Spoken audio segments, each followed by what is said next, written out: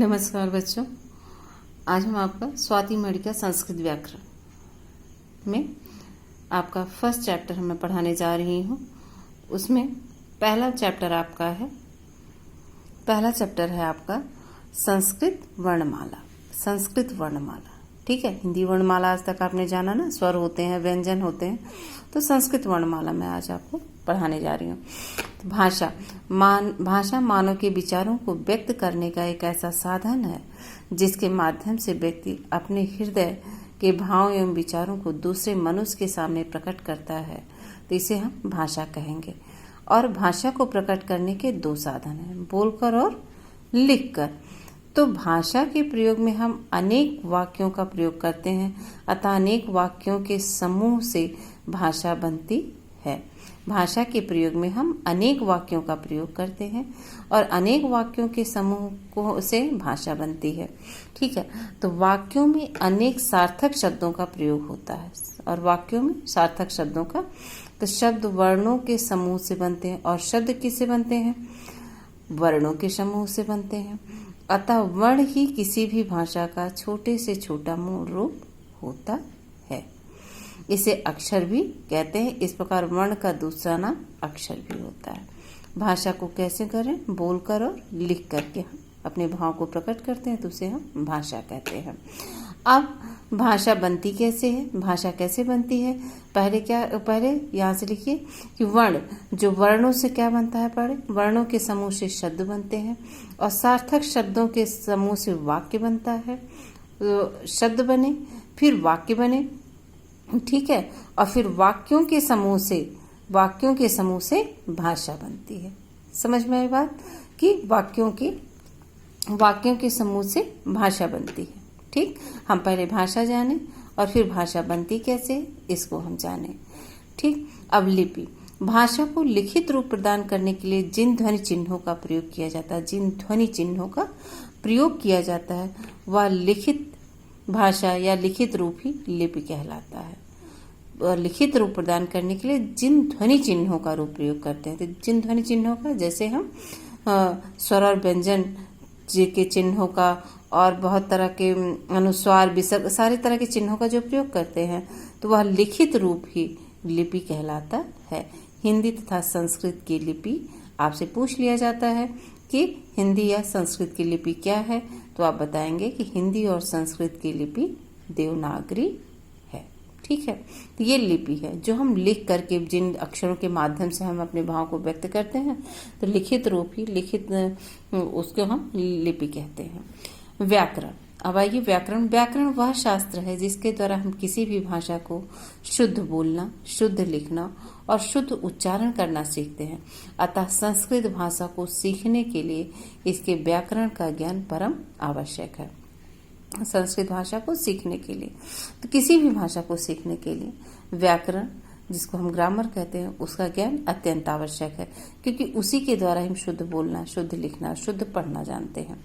समझने के लिए व्याकरण के इन तत्वों का ज्ञान अनिवार्य है। क्या क्या इसमें व्याकरण में हम क्या क्या पढ़ते हैं? वर्ण विचार मतलब अ आ ए ओ ऊ क ख ग, आपके जितने वर्ण हैं, ठीक है। पहले हम जितने बताए ना कि जिसके द्वारा ही आप किसी शब्द को लिखते हैं, जिन ध्वनियों के माध्यम से, उसे हम लिपि कहते हैं। तो ये सब किसके अंतर? वर्ण विचार, फिर शब्द विचार और फिर वाक्य विचार। तीनों अभी ऊपर आया था ना कि वर्ण से शब्द बनते हैं और शब्दों के सार्थक शब्दों के मेल से वाक्य बनते हैं। अब आइए वर्ण विचार में क्या क्या पढ़ते हैं। व्याकरण में वर्ण विचार है और ये शब्द विचार है, ये आपका, और ये आपका वाक्य विचार है आपका, ठीक। वर्ण शब्द से आपके वाक्य विचार निकल रहे हैं। तो वर्ण विचार, इसके अंतर्गत वर्ण, उनके आकार, उनका वर्गीकरण, उच्चारण, स्थान, कैसे वो बोले जाएंगे, प्रयत्न आदि पर विचार किया जाता है वर्ण विचार के अंतर्गत। और शब्द विचार, इसके अंतर्गत शब्द के रूप, संरचना मीन्स बनावट, प्रकृति, प्रत्यय आदि पर विचार किया जाता है। इसमें ये प्रकृति, इसमें प्रत्यय है, ये उपसर्ग है, ये समास है, ये शब्द रचना के अंतर्गत आता है। वाक्य विचार, इसके अंतर्गत वाक्यों की संरचना, वाक्यों का संस्कृत में अनुवाद आदि पर विचार किया जाता है। तब ये तीन टॉपिक हो गए ना आपके व्याकरण के, वर्ण विचार, शब्द विचार और वाक्य विचार। ठीक है, और ये भी आपको पता चल गया कि वर्ण विचार के अंतर्गत क्या क्या आएंगे। अब इसको हम और आगे पढ़ते हैं। पहले हम क्या जाने, भाषा जाने, और कैसे किसके माध्यम से क्या करते हैं, भाषा को बोलकर और लिख करके करते हैं, और भाषा बनती कैसे है। वर्णों के भाषा के प्रयोग में अनेक वाक्यों का प्रयोग करते हैं और अनेक वाक्यों के समूह से भाषा बनती है। ठीक है, भाषा के प्रयोग में हम अनेक वाक्यों का भाषा बनती है। भाषा कैसे बनती है, अनेक वाक्यों के समूह से भाषा बनती है। और लिपि, हम भाषा को लिखित रूप जब प्रदान करने के लिए जिन ध्वनि चिन्हों का हम प्रयोग करते हैं वो लिपि कहलाती है। और हमारी लिपि क्या है, देवनागरी है। ठीक है, जो हम भाषा को जो लिखने के लिए जिन चिन्हों का प्रयोग करते हैं, जिन चिन्हों अर्थात स्वर और व्यंजन की वर्णों की सहायता से ही तो लिखते हैं, शब्द बनाते हैं, तो इसी को ही हम लिपि कहते हैं। फिर आइए व्याकरण के बारे में हमने ज्ञान किया कि इसमें 3 टॉपिक पे हम बात करते हैं और व्याकरण से ही शुद्ध बोलना, शुद्ध लिखना और शुद्ध पढ़ना आता है। अब आइए पहले वर्ण विचार। पहला टॉपिक व्याकरण का था वर्ण विचार। वर्ण विचार में हम क्या जानेंगे, पहले किसी भाषा में प्रयुक्त होने वाली छोटी से छोटी ध्वनि जिसके और टुकड़े ना किए जा सके। वर्ण विचार किसे कहते हैं बताया गया, वो वर्ण या अक्षर अ और छ कहलाता है। वर्ण या अक्षर कहलाता, जैसे आ, ई, उ, री, ली, क, प, श आदि। ये वर्ण विचार है जो जिसके और टुकड़े ना किए जाए, भाषा की सबसे छोटी ध्वनि। अब वर्ण के भेद कितने होते हैं, वर्ण के निम्नलिखित 2 भेद होते हैं। वर्ण भेद आपको दिखाया गया है, स्वर और व्यंजन। स्वर आपका वॉवेल्स और ये आपके कॉन्सोनेंट्स व्यंजन होते हैं। स्वर, अब वर्ण विचार ये भी आपका चल रहा है। स्वर, जिन वर्णों के उच्चारण में किसी अन्य अक्षर की सहायता ना ली जाए, अन्य अक्षर की सहायता ना ली जाए, वे स्वर कहलाते हैं। संस्कृत भाषा में कुल 13 स्वर होते हैं और हिंदी में आपके 11 होते हैं, लेकिन संस्कृत में आपके 13 स्वर होते हैं, जैसे आ, ई, उ, री। और एक ह्रस्व है छोटा वाला और एक बड़ा री है, जैसे इसमें छोटी और इसमें बड़ी, तो वैसे री भी 2 बार आए हैं और एक नया स्वर आया है री। ए, ओ, ये आपके स्वर हो गए, ह्रस्व स्वर। अब देखिए स्वर के भी निम्नलिखित 3 भेद होते हैं। पहले वर्ण के 2 भेद हो गए आपके, स्वर और व्यंजन। अब स्वर के आपके 3 भेद हो गए। स्वर के कौन से स्वर, ये देखिए यहाँ पे स्वर है, इसके 3 भेद दिखाए गए, ह्रस्व स्वर, दीर्घ स्वर और पुलुत स्वर। 3 स्वर दिखाया गया। ह्रस्व स्वर किसे कहते हैं, जिन वर्णों के उच्चारण में थोड़ा समय लगता है वे ह्रस्व स्वर कहलाते हैं। ये संख्या में 5 होते हैं, जैसे छोटा अ, छोटी ई, छोटा उ, री और री। ये संख्या में 5 होते हैं। आपसे पूछे भी जा सकते हैं कि ह्रस्व स्वर कितने होते हैं, तो ये संख्या में आप कितना बताएंगे, 5 होते हैं। अब आइए दीर्घ स्वर में, जिन स्वरों के उच्चारण में ह्रस्व स्वर से दुगुना समय लगे वे दीर्घ स्वर कहलाते हैं। ये संख्या में 8 होते हैं। आ, ई, उ, री, ए, आए, ओ, औ। ये संख्या में 8 होते हैं। प्लुत स्वर, जब किसी को दूर से पुकारा जाता है तब उसके उच्चारण में दीर्घ स्वर से भी ज्यादा अधिक समय लगता है, उसे प्लुत स्वर कहते हैं। दूर से जब पुकारा जाता है, दूर आप किसी बच्चे को पुकारेंगे तो ना तो ह्रस्व ना तो दीर्घ, उससे भी ज्यादा आवाज आपको लगती है ना। और उसी तरह जैसे ओम ही राम, तो इसमें ज्यादा देर तक आप अपने स्वर निकल रहा है ना, तो आपका प्लुत स्वर हो जाता है। ठीक है, अब वर्ण विचार में सबसे पहला भेद आपने पढ़ लिया, स्वर। स्वर में आपने क्या पढ़ा कि आपके 13 स्वर होते हैं संस्कृत में, 13, और इसके बाद इसके 3 भेद होते हैं, ह्रस्व स्वर, दीर्घ स्वर, आपका प्लुत स्वर। ओके, अब आइए व्यंजन। व्यंजन में क्या होता है कि जिन वर्णों के उच्चारण में स्वरों की सहायता ली जाती है वे व्यंजन कहलाते हैं। कोई भी व्यंजन बिना स्वर की सहायता से नहीं बोले जाते हैं, तो जिन वर्णों के उच्चारण में वो व्यंजन, ये संख्या में 33 होते हैं। उच्चारण की दृष्टि से व्यंजनों को उनकी 3 भागों में विभाजित किया गया। जैसे स्वर को 3 भागों में विभाजित किया गया था, 3 भेद होते हैं, वैसे ही व्यंजन को उच्चारण की दृष्टि से 3 भागों में बांटा गया है। कौन कौन सा, स्पर्श व्यंजन, अंतस्थ व्यंजन और ऊष्म व्यंजन। अभी तक आपने केवल 33 व्यंजन ही जाने होंगे, है ना, हिंदी में, कि क से लेकर ज्ञ तक, छत्रिंज्ञ जो पढ़ते हैं आपके, ये व्यंजन होते हैं। लेकिन संस्कृत में इसके 3 भाग किए गए हैं, स्पर्श व्यंजन, अंतस्थ व्यंजन और ऊष्म व्यंजन। अब आइए देखिए स्पर्श व्यंजन किसको कहते हैं। स्पर्श जिन व्यंजनों के उच्चारण में जब जिह्वा मुख के किसी भाग का स्पर्श करती है तो स्पर्श व्यंजन मुख से निकलते हैं। ये संख्या में 25 होते हैं। इन्हें निम्नलिखित 5 वर्गों में बांटा गया। ये संख्या में 25। आपने देखा स्पर्श व्यंजन किसे कहते हैं कि जो भी व्यंजनों के उच्चारण में जिह्वा कहीं भी आपके अंदर कभी तालु को टच कर रही है, कभी होठ को टच कर रही है, कभी जैसे प तो कभी होठ को टच, दोनों होठ एक दूसरे को टच कर रहे हैं। जैसे त थ द ता अगर आप बोल रही हैं तो आपके तालु को स्पर्श कर रही है, तो कुछ ना कुछ कहीं ना कहीं जीवा आपके अंदर मुख को कहीं ना कहीं टच कर रही है, तो उसी को हम स्पर्श व्यंजन कहते हैं। अब ये संख्या में कितने हो जाते हैं? 25 हो जाते हैं, 25। ये इतने व्यंजन आपको स्पर्श व्यंजन के अंतर रखना होता है। स्पर्श व्यंजन क ख ग घ ङ प फ ब भ म। उसके बाद ये सारे हैं ज झ जा। तो आप इसको बोलेंगे भी तो आपको महसूस भी होगा कि कहीं ना कहीं जीवा तालु को स्पर्श कर रही है और उसके बाद दंत को स्पर्श कर रही है, तब ये कहीं जाकर के बाहर निकल रहे हैं, इसलिए इसको हम स्पर्श व्यंजन कहेंगे। अब इसको 5 वर्गों में बांटा गया है। क वर्ग क ख ग घ ङ। छ वर्ग च छ ज झ ञ। ट वर्ग ट ठ ड ढ अण। त वर्ग त थ द ध न और पा वर्ग प फ ब भ म। अब आपके ये स्पर्श व्यंजन हो गए।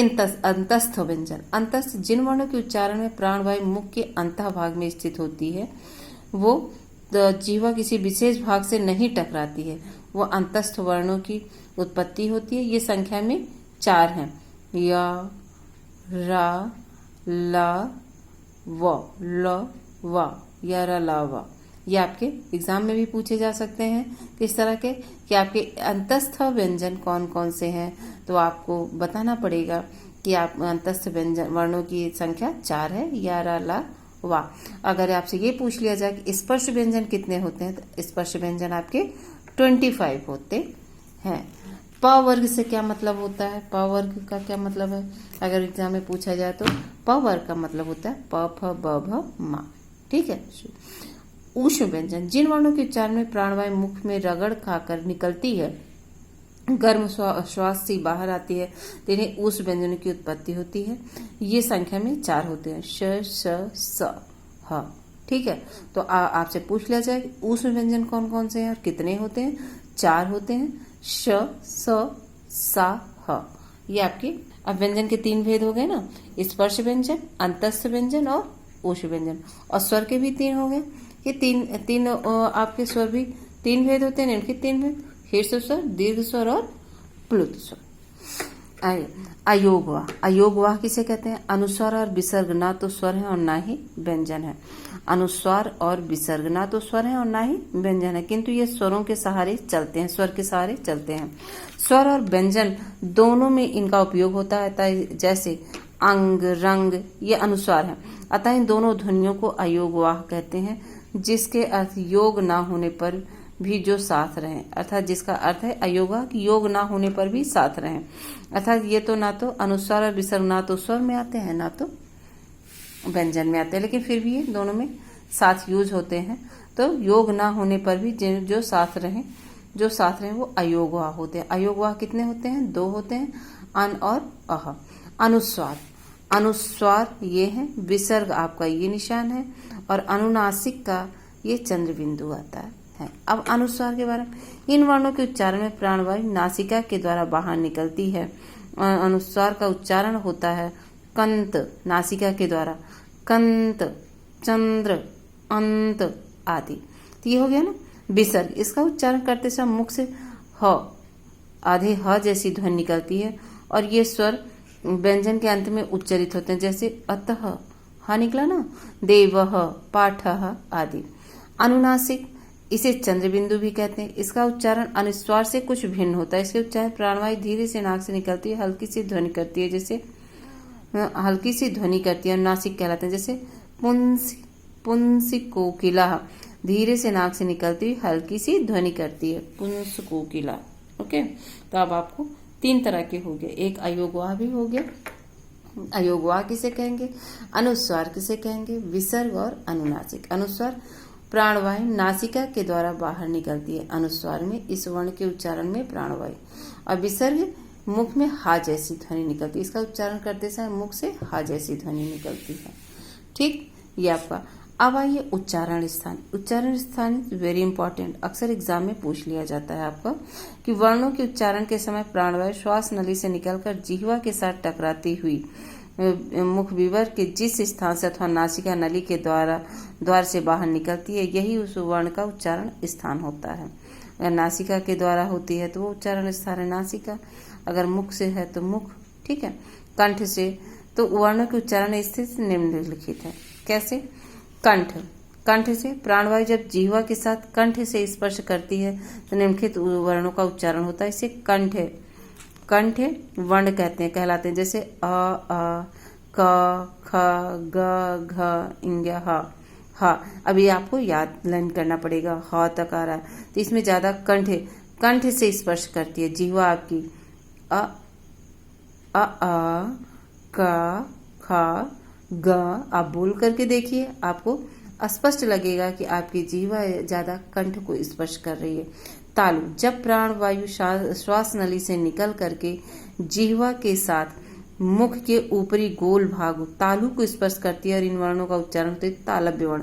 ठीक है, ई। अब कंठ से अब आ गया ये शब्द तालु को छू रहे हैं, थोड़े से तालु के पास आपकी जिह्वा जा रही। ई च छ ज झ या श। तो आप ये कंठ जो था कंठ का, अब इसके बाद तालु पे आ रही है तो तालव्य तालु वाले वर्ण हो गए। ठीक है, मूर्धा, जब प्राणवायु श्वास नली से निकलकर जिह्वा के साथ दांतों के ऊपरी खुरदरे भाग का स्पर्श करते थे वर्णों के उच्चारण को मूर्धन।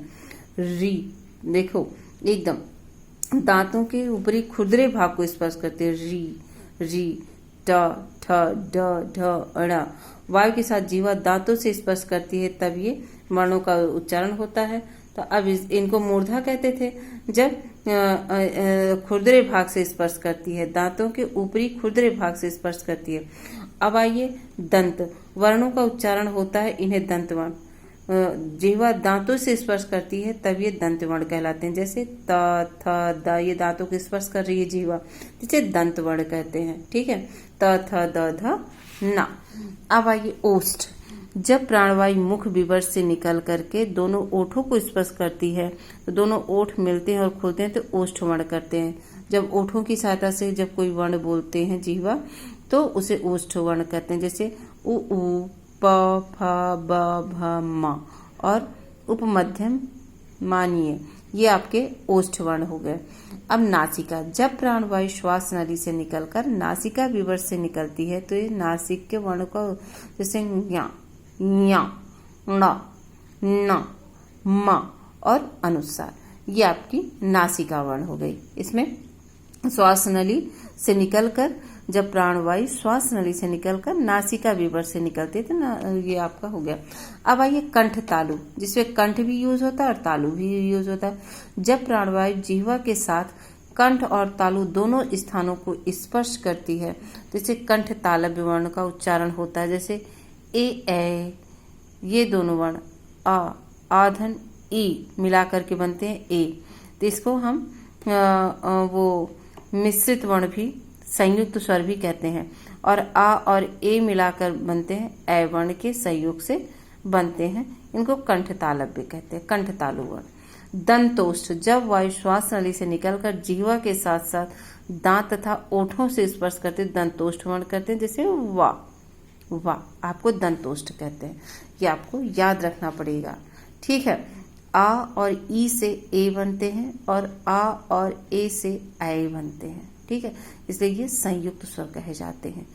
ए और ऐ संयुक्त स्वर भी कहे जाते हैं। उच्चारण स्थान की ये तालिका आपका है। कंठ का अभी मैंने जो बताया आपका ना, कंठ से स्वर कौन कौन से आ निकल रहा है और स्पर्श व्यंजन तथा अयोगवा कौन से हैं? अयोगवा विसर्ग अयोगवा है ना, और इसमें क ख ग घ इंग और अंतस तथा ऊष्म व्यंजन ह, ये सब क्या है? कंठ है, स्थानों का नाम कंठ। तो आप सीधे आप याद करिएगा, अ क ख ग घ इंग्या विसर्ग और हा, इतने वर्ण आपके कंठ से बोल रहे हैं।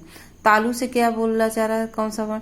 ई च छ ज झ य य और श आपका तालव्य से बोले जा रहे हैं।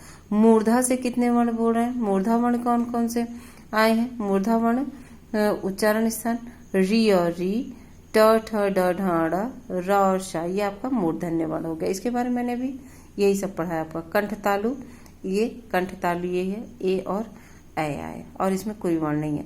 नासिका से अभी मैंने पढ़ाया था। नासिका से जो नासिक से नासिका के विवर से निकलती है प्राणवायु, अमंगलम, आ इंग्या ञ ण म न, कंठोष्ठ ओ औ, दंतोष्ठ आपका वा आता है। दंतोष्ठ केवल दांत और ओठ दोनों मिलकर बनते हैं, इसमें तो वा वर्ण आता है। ये आपका उच्चारण स्थान की तालिका हो गई कि कौन कौन किस जगह से कौन सा वर्ण उच्चरित हो रहा है। ठीक है, अब आइए यहाँ पे, अब आइए इसमें है आपका कंठोष्ठ ओ और दंतोष्ठ। इस तरह हमने इस वर्णमाला में हमने क्या क्या सीखा कि वर्णमाला भाषा किसे कहते हैं, लिपि किसे कहते हैं, स्वर किसे कहते हैं, व्यंजन किसे कहते हैं, और व्यंजन अयोगवाह, विसर्ग, अनुनासिक है ना, अनुस्वार, ये सब किसे कहते हैं, ये सब हम इसमें जाने। और इन वर्णों का जो व्यंजन वर्णों का और स्वर व्यंजनों का उच्चारण स्थान क्या है, ये हिंदी में कभी नहीं जान पाते हैं। ये हम संस्कृत में पता चलता है कि इनका उच्चारण स्थान भी अलग अलग होता है। जब आप इसे उच्चरित करेंगे तो आपको अपने आप ही महसूस हो जाएगा कि जिह्वा हमारी कंठ को टच कर रही है, कि तालु को टच कर रही है, कि दंत को टच कर रही है। तो इसी के अकॉर्डिंग आपको ये अलग अलग स्थानों का नाम दिया गया कि ये वर्ण आपकी जिह्वा से है। तो आपका कंठ, तालु, मूर्धा, ये सब आपके एग्जाम में पूछ लिए जाते हैं कि मूर्धा वर्ण क्या होता है, नासिक के वर्णों क्या, जब नासिका के सारे जो वर्ण बोले जाते हैं नासिक के। दंत वर्ण क्या है, दंत तो दंत जो जिह्वा और दांत को टच करते हुए, दंत को टच करते हुए जो वर्ण बोले जाते हैं वो दंत वर्ण हो जाता है, त थ द ध न। ठीक है, ये आपका वर्णमाला आप यहीं पे तो पूर्ण हुआ। धन्यवाद।